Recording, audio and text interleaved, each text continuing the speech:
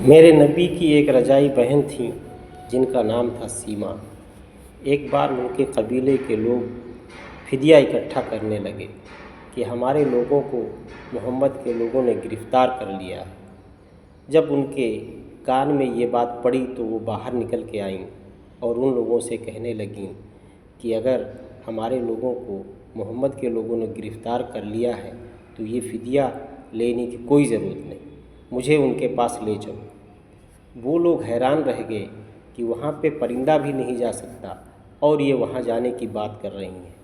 خیر ان کو وہاں لے جایا گیا اور دربار میں لوگ کھڑے تھے تلوار لے کے، کہا کہ جاؤ کہہ دو کہ تمہاری بڑی بہن سیما آئی ہے۔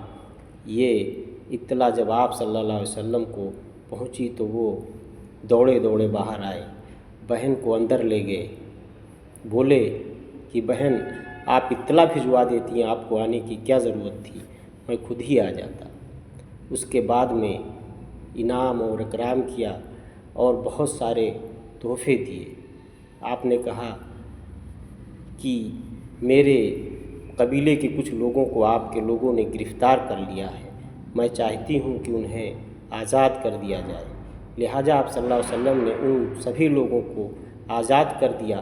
جبکہ وہ کبھی بھی کوئی چیز کرتے تھے تو صحابہ سے مشورہ کرتے تھے، لیکن انہوں نے صحابہ سے بھی مشورہ نہیں کیا اور ان لوگوں کو آزاد کر دیا، باہر تک لے کر کے گئے، چھوڑ کر کے آئے، رخصت کیے۔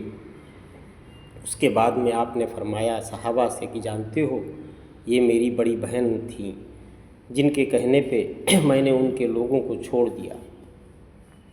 آج اپنی بہن جب بہن اپنے بھائی کے گھر آتی ہیں تو بھائی اس چیز سے اپنے کو چھپاتے ہیں کہ بہن کہیں ایک جوڑا کپڑا اور 1 کلو مٹھائی کے لیے سوال نہ کر دے، جبکہ وہ بہن اس گھر کے صحن میں ان چیزوں کو تلاشتی ہیں جہاں وہ پلی اور بڑھی ہیں۔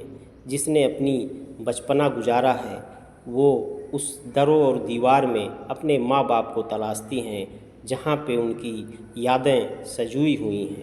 وہ اس عکس کو تلاشتی ہیں جہاں وہ اپنے بچپن سے لے کے جوانی کے ایام کو انہوں نے گزارا ہوتا ہے۔